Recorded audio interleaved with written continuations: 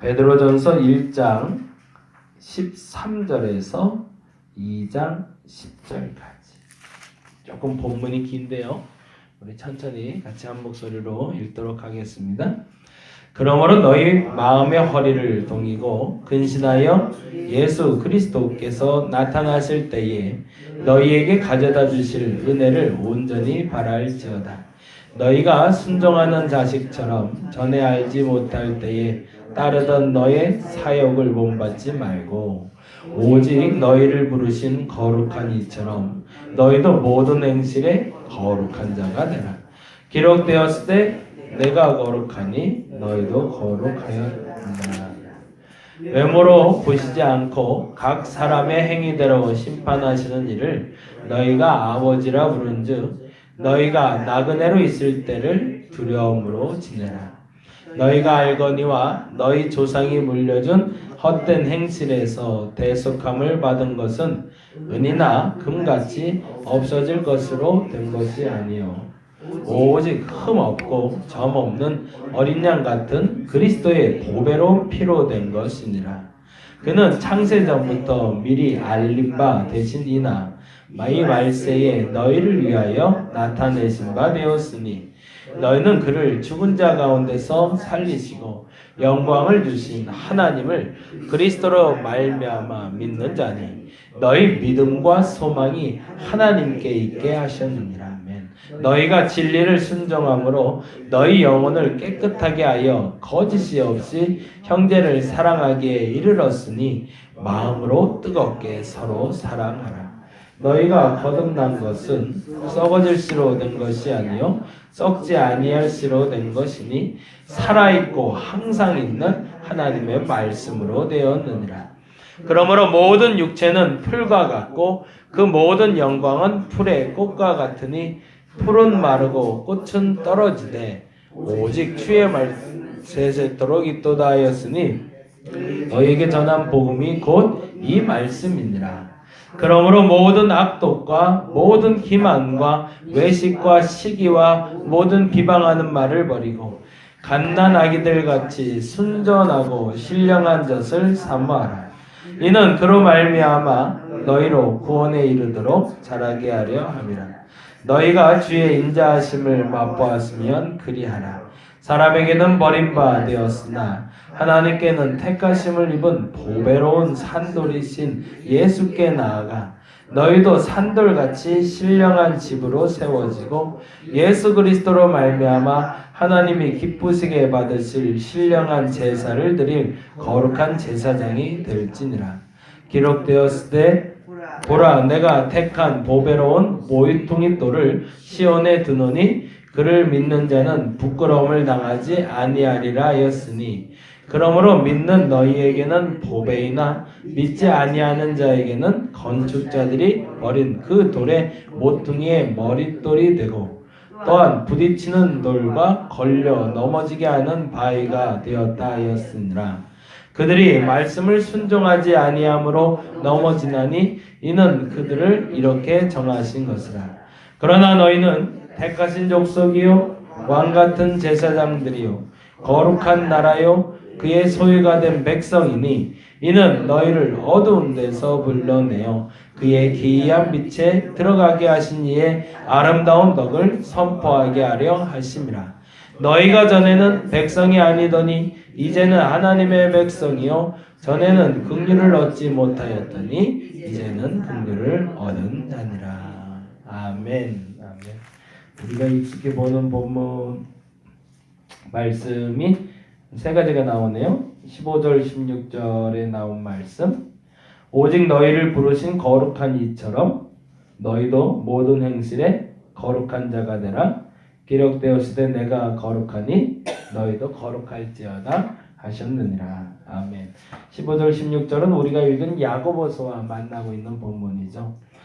그래서 지난 주일날은 그 설교를 했는데 우리가 믿음을 갖는 이유에 대해서는 분명합니다. 천국 소망을 갖기 위한 거죠.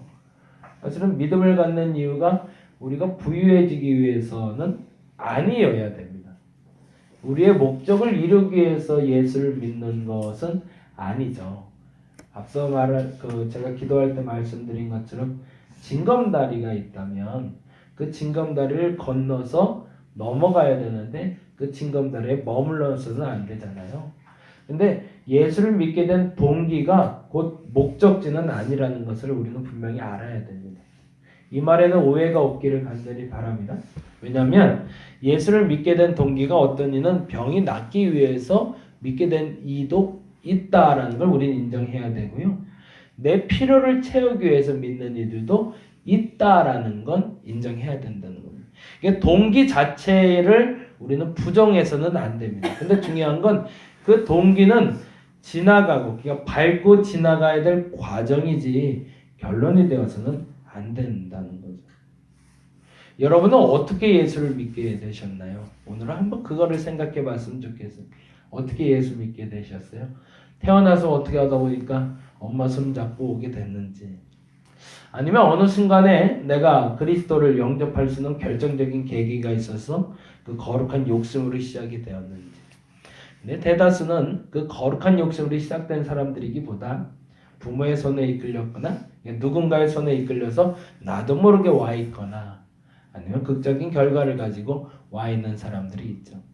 우리는 그 동기에 대해서는 감히 뭐라 말할 수는 없습니다. 그러나 오늘 본문처럼 분명히 말해야 될 것이 있습니다. 왜냐하면 믿음은 행함을 통해서 거룩해지는 것을 드러낼 수 있기 때문에 그렇습니다.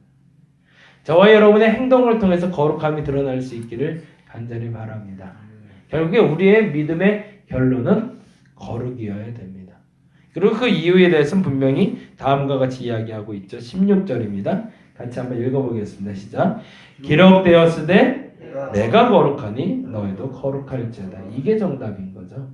사실은 내가 거룩해야 될 가장 큰 이유는 내가 그 거룩을 위해서 그 거룩을 이루고 나서 내게 어떤 득이 돼서가 아니라 보다 본질적인 이유는 주님께서도 거룩하시니 그 거룩하심 따라 나도 거룩해지기를 노력해야 된다는 겁니다. 그럼 거룩이라는 게 뭘까? 초등학교 4학년 나이는 우리 아들이 어제 자는데 질문을 던지더라고요. 아빠 신앙이 좋은 게 뭐야? 그러더라고요. 아이가 물어볼 때가 제일 난처한 것 같아요. 도대체 목적이 뭘까? 얘가 왜 물어볼까? 이제 좋아하는 애들이 서로 생길 때가 됐어요. 초등학교 4학년 되니까 남자애 여자애 뭐 서로 누가 좋아하는데 이런 얘기들을 해요. 근데 고맙게 그런 얘기들을 아직은 아빠한테 할 때입니다. 그것도 고맙더라고요. 이게 숨기기 시작하면 문 잠고 들어갈 때가 시작이 되겠죠. 근데 그때는 아닌 것 같고, 그래서 뭐 누가 누구를 좋아하는데 그러면서 학교에서 있었던 얘기를 하는데 누가 신앙이 참 좋아라는 얘기를 듣는데요. 자기 딸에는 그래도 목사 아들이니까 욕심이 좀 생긴 것 같아요. 그래서 신앙이 좋다는데 도대체 뭐가 신앙이 좋은 건지 그걸 알고 싶다는 거죠. 근데 걔는 왜 신앙이 좋다고 그래? 애들이 그랬더니 초등학교 4학년 걔네 엄마는 도대체 누군지 한번 만나보고 싶은데 아마 이제 설교를 듣고 아닌 게 말씀이 마지막이 돼야 된다는 얘기를 항상 하고 다닌대요. 말씀이 결론이어야 된다는 얘기를 초등학교 4학년짜리가 그 말의 뜻이 뭔지를 알고 얘가 할까. 그러니까 아마도 우리 아이 입장에선 그 말이 무슨 말인지 이해가 잘 안 되는 것 같아요.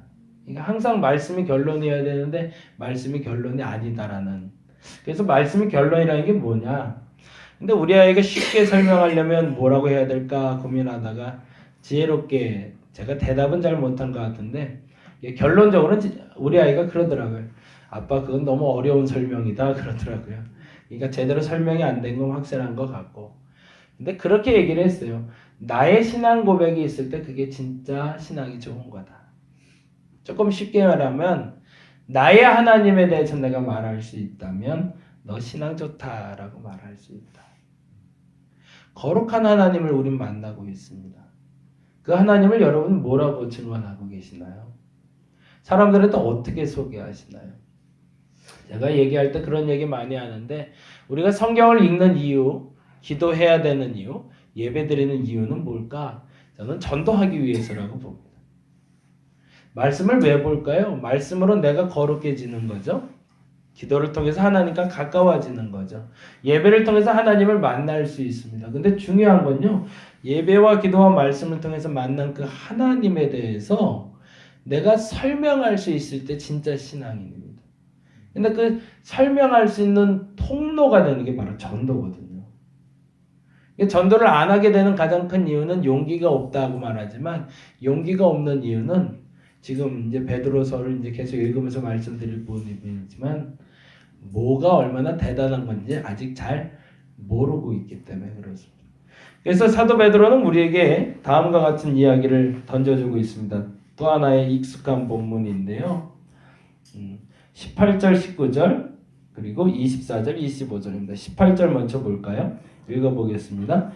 너희가 알거니와 너희 조상이 물려준 헛된 행실에 대속함을 받은 것은 은이나 금같이 없어질 것으로 된 것이 아니요. 이 말은 어디서 많이 들으셨죠? 사도 베드로가 처음으로 예수 그리스도에 대해서 하고 성전 미문에 올라가면서 내게는 은이나 금이 없으나 내게 있는 것을 내게 주노니 나사렛 예수 그리스도의 이름으로 일어라 걸으라 라는, 어찌 보면 사도 바울은 주는 그리스도시요 살아계신 하나님의 아들입니다 라고 고백할 때 그의 신앙의 정점을 한번 찍었지만, 실질적으로 그의 신앙의 행실을 통해서 거룩이 드러나고 예수 그리스도에 대한 진정한 믿음의 고백이 나타나는 건 그 성전 미문에 앉은 안진뱅이를 고친 사건이 아닌가라고 생각이 듭니다. 왜냐하면 금보다도 은보다도 더 소중한 것이 무엇인지를 깨닫는 역사적인 사건이 그 사건 통해서 나타났기 때문에 그렇습니다. 그러니까 이의 입에는 항상 그 말이 간증으로 배어 있었겠죠. 왜냐하면 내 삶에서 역사하신 하나님을 만난 장면이었으니까. 금보다도 은보다도 더 소중한 것이 있다. 그것이 예수 그리스도의 보배로운 피다 라고 이야기하며 20절에 다음과 같이 이야기하고 있습니다. 19절 같이 읽어볼까요? 19절 읽겠습니다. 시작. 오직 흠없고 점 없는 어린 양 같은 그리스도의 보배로운 피로 된 것이라. 근데 중요한 것은 24절, 25절입니다. 같이 읽어볼게요. 그러므로 모든 육체는 풀과 같고 그 모든 영광은 풀의 꽃과 같으니 풀은 마르고 꽃은 떨어지되 오직 주의 말씀은 세세토록 있도다 하였으니 너희에게 전한 복음이 곧 이 말씀이라. 뭘 얘기하고 있는 걸까요? 예수 그리스도가 금보다 은보다, 심지어는 모든 육체의 필요를 채우는 그 무엇보다도 소중하다. 그것을 알면 그것을 위해서 목숨 걸고 달려들지 않겠느냐라는 것이 시몬 베드로의 고백입니다. 엊그제 영상이 공개됐죠. JSA라는. 이번에 그 영상을 찍은 것도 대단하지만 확실히 나라가 많이 좋아진 것 같아요. 그걸 실물로 다 볼 수 있는 것. 자동차를 타고 달려오다가 영상 보셨나요? 뉴스에도 많이 나왔는데 깜짝 놀랐어요. 마치 진짜 영화 보는 것 같더라고요. 그러면서 군대 때 배웠던 용어들이 나오니까 굉장히 새록새록했습니다. 군대에서 총격, 그러니까 총기 사격을 할 때 세 가지 자세가 있거든요. 서서 쏴, 쪼그려 쏴, 그리고 엎드려 쏴, 세 가지 자세가 있어요. 근데 역시 그 병사들이 셋 다 그 자세로 해서 총기를 발사하는데 약 40여 발을 쐈다고 그러더라고요. 근데 감사한 건 우리끼리 얘기지만 그 병사들도 별거 아니더라고요. 조준 사격을 하고 있는데도 제대로 못 맞추는 거 보니까 걔네나 우리나 뭐 크게 별반 차이는 없는 것 같이 보여요. 만일에 정말로 사격수가 사격을 했다면 그 자리에서 아마 즉사했겠죠. 근데 어제 의사 얘기 들어보니까 우리말로 알통 부분 여기를 맞았고 여기에 총이 박혀 있었고 감사하게도 이제 등에서 총을 맞아서 관통을 한 게 있는데 폐를 뚫고 나왔다고 그러더라고요. 그래서 뒤쪽에 들어가는 부분은 구멍이 작지만 앞에는 이게 크게 터져서 폐를 뚫고 나왔는데 그럼에도 불구하고 지금 회복이 되고 있고 의식이 돌아왔고, 사람들이 이 사람에 대해서 궁금한 게 많아졌어요. 기생충이 많다, 옥수수가 나왔다, 분비물이 많다, 살 수 있겠는가, 그리고 처음 한 말이 뭐냐, 그래서 처음에 얘기할 땐 처음 한 말이 우리나라 노래 들려달라고 소녀시대 건가요? 그 노래 들어달라고 그랬다고. 그래서 뭐 귀순 동기가 뭐 그 노래 듣고 싶었다. 뭐 하여튼 뭐 별의별 얘기가 많았는데 어저께 얘기는 그러더라고요. 처음 한 말 공개됐는데 처음 한 말이 뭐였을까요? 아파요 그랬대요. 아파요. 그게 정답이죠. 그렇죠? 굉장히 중요한 사실을 우리가 간과하고 있는 게 있습니다.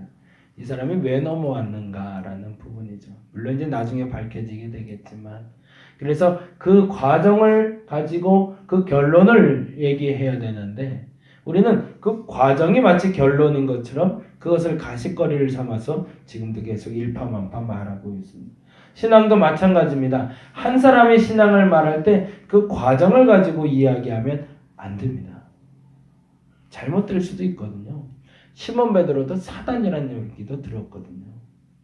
그것 가지고 판단하지 말자고요. 근데 중요한 건 그 마지막 순간에 내가 할 수 있는 믿음의 고백이 무엇인가는 분명해야 됩니다. 이 귀순하신 분은 아마도 다른 목적보다는 자유라는 목적에 목숨을 걸고 넘어왔을 거고, 우리가 마지막에 목숨 걸어야 될 한 가지가 있다면 그것은 바로 예수 그리스도의 이름이어야 됩니다. 사실은 그 마지막 순간에 내가 말하는 말이 끝까지 금이나 은이나 혹은 내 육신의 욕심을 결론으로 말하고 있던 신앙이라면 죄송하지만 아직은 신앙인이 아닙니다. 그 사람은 아직은 준비되고 있고 징검다리를 넘고 있는 사람입니다. 저와 여러분이 베드로의 신앙 고백이 있기를 간절히 바랍니다. 그러기 위해선 행함을 통해서 거룩을 드러낼 수 있어야 되고 거룩을 경험할 수 있어야 됩니다. 말씀이 얼마나 소중한 것인지 말씀의 능력을 알아야 되고 갈급함이 있어야 됩니다. 저와 여러분에게 그 갈급함이 있기를 간절히 바랍니다. 오늘 기도할 때 그 말씀의 갈급함을 가지고 기도할 수 있기를 간절히 바랍니다. 그리고 그 결론에서 오직 예수 그리스도, 그를 위해서 내가 이 생을 살았노라고, 그것이 가장 위대한 것이었더라고 고백할 수 있는 저와 여러분이 되기를 간절히 바랍니다. 기도하겠습니다.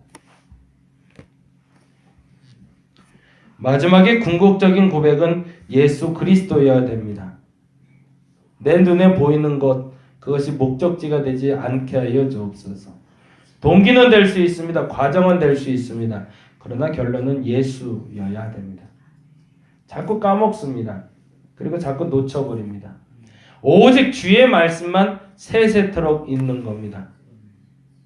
모든 육체는 풀과 같고 모든 영광은 풀의 꽃과 같아서 풀은 마르고 꽃은 떨어지고 모든 영광은 떨어지지만 주의 말씀은 세세토록 있습니다. 그 말씀을 붙들고 살아가는 내가 되게 하여 주시옵소서. 감사합니다. 고마우신 예수님 이름으로 기도드렸습니다. 다 같이 기도하고 돌아가도록 하겠습니다. 예수를 붙들게 하여 주시옵소서.